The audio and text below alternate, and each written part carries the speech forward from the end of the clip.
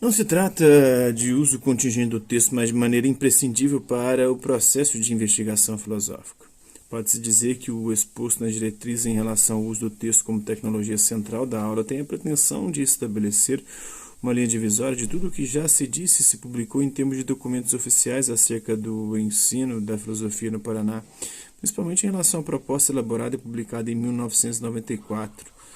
Em 1994, a equipe pedagógica da Secretaria Estadual de Educação elaborou uma proposta para a área de filosofia que contou com a consultoria, entre outros consultores, do professor Celso Favaretto, da FEUSP, da Faculdade de Educação da Universidade de São Paulo. Como o uso do texto nas aulas de filosofia é concebido pelo atual documento das diretrizes curriculares? De modo geral, pode-se afirmar que o texto é compreendido em ao menos 3 sentidos diferentes. A classificação adotada é a ordem de apresentação, obedecendo basicamente 2 critérios, quais sejam palavras e expressões presentes no próprio texto das diretrizes. Primeiro, segundo, a classificação segue a ordem crescente, tal como aparece no texto, mas interligados entre si. A. O uso do texto indicado como sendo o processo pedagógico, como uma tecnologia sem a qual não se pode falar em aula de filosofia. E B. Como recurso necessário, no entanto, sem indicar como tratar um texto filosófico do ponto de vista didático-pedagógico, muito menos de modo filosófico, ou seja, não estabelece nenhuma orientação em relação à análise de textos, e ser indicado como referência, apontando para alguns cuidados, como não tomar o texto como fim, não estabelecer uma leitura linear, formal ou simplesmente cadastrada. Para identificar com mais precisão o que estamos afirmando, vejamos algumas passagens das diretrizes que tratam da classificação acima adotada. Em relação ao primeiro aspecto do uso do texto como tecnologia central, destacamos alguns trechos que elucidam bem esse sentido. As expressões ou trechos destacados nos excertos das diretrizes ao longo do texto não estão no texto original, sendo de responsabilidade dos autores deste capítulo. Meio da leitura dos textos filosóficos, espera-se que o estudante possa pensar, discutir, argumentar e que nesse processo crie e recrie para si os conceitos filosóficos, ciente que não há conceitos simples. A atividade filosófica centrada sobretudo no trabalho com o texto propiciará entender as estruturas lógicas e argumentativas, levando-se em conta o cuidado com a precisão dos enunciados, com o encadeamento e clareza das ideias e buscando a superação do caráter fragmentário do conhecimento.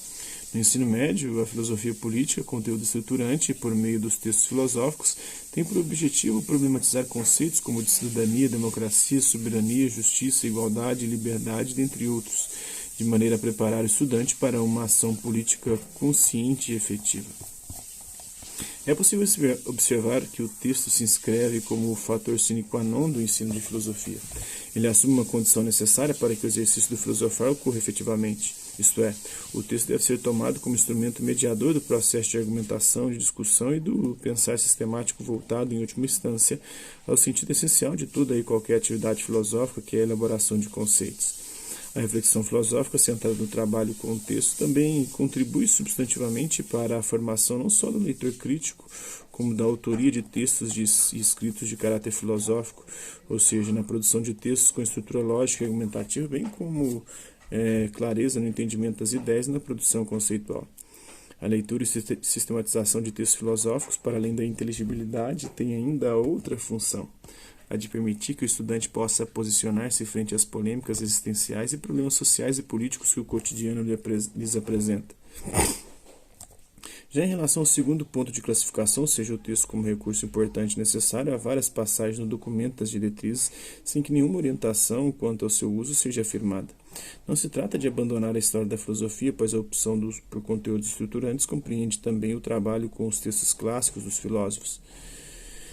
Da década de 80 até hoje, os professores de filosofia vêm manifestando uma preocupação com o conteúdo e a metodologia, em outras palavras, a necessidade de pensar a relação entre os textos filosóficos e a experiência filosófica no ensino médio.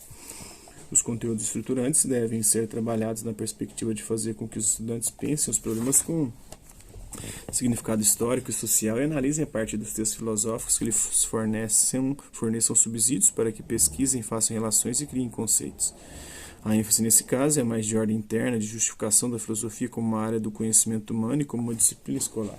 Não há disciplina sem estatuto de conhecimento. A pergunta a ser feita, portanto, é, por um lado, como a filosofia se constitui como conhecimento e, por outro, como se institui como um saber a ser ensinado. É nisso que reside praticamente o argumento da importância da necessidade do uso do texto como garantia da transposição do saber filosófico escolar. Por isso, o entendimento hoje também em lugar comum de que a história da filosofia, o tema problema filosófico e o texto são elementos de um mesmo problema como ensinar a filosofia. Um não elimina o outro, muito pelo contrário, um não existe sem o outro quando se pensa em termos de ensino. Há que se destacar também a relação que as diretrizes estabelecem entre o uso do texto e a pesquisa. Em tempos de democratização da informação via internet, eventos e ampliação dos investimentos públicos em materiais didáticos e textos clássicos, no caso da filosofia principalmente, o incentivo às atividades voltadas à pesquisa tornaram-se um dos elementos centrais do processo pedagógico. Nesse sentido, o ato de pesquisar tem uma relação intrínseca com o modus vivendi histórico de se fazer filosofia. Quanto ao terceiro aspecto apontado, ou seja, do uso do texto como referência, as diretrizes sugerem tomar cuidado para não transformá-lo em um fim em si mesmo, realizando uma exegese textual que pouco contribuirá à formação de leitores críticos. É preciso que o professor tenha uma ação consciente para não praticar uma leitura em que o texto seja um fim em si mesmo. O domínio do texto é necessário, o problema está no formalismo e no tecnicismo estrutural da leitura, que desconsidera, quando não descarta, a necessidade da compreensão do contexto histórico, social e político de sua produção, como também de sua própria leitura. Essas diretrizes curriculares, ao procurarem superar a concepção enciclopédica da filosofia, não desvalorizam os textos que possam ser trabalhados ao longo do percurso filosófico. É importante ressaltar que os recursos escolhidos para tal mobilização, filme, música, texto e outros, podem ser retomados a qualquer momento do processo de aprendizagem. O ensino de filosofia deverá dialogar com os problemas do cotidiano, com o universo do estudante, tomando como referência os textos filosóficos clássicos e seus comentadores. Pode-se cair facilmente no textualismo, no reducionismo, comprometendo o seu trabalho, ou seja, de entender que a formação filosófica só se dá mediante o domínio técnico dos textos. Não que este domínio não tenha importância, muito pelo contrário, é um dos elementos centrais do processo de apropriação dos conteúdos filosóficos. O problema está em se reduzir à compreensão formal do texto. Portanto, não se trata de descartar a necessidade do domínio técnico do texto, pois quando se está diante do texto filosófico, busca-se compreendê-lo a partir de seu contexto. Há uma tendência de refugiar-se na tecnicidade estrutural do texto, desconsiderando, quando não eliminando ou descartando, a necessidade do diálogo entre o conhecimento que o texto transmite, o contexto histórico-social no qual está imerso e as condições de subjetividade de quem busca a sua apropriação, seja o aluno, seja o professor, segundo Horn. Então é isso. Espero que vocês tenham gostado do vídeo. Quem curtiu, dá um like, não curtiu, dá um dislike. Hasta la vista e até a próxima.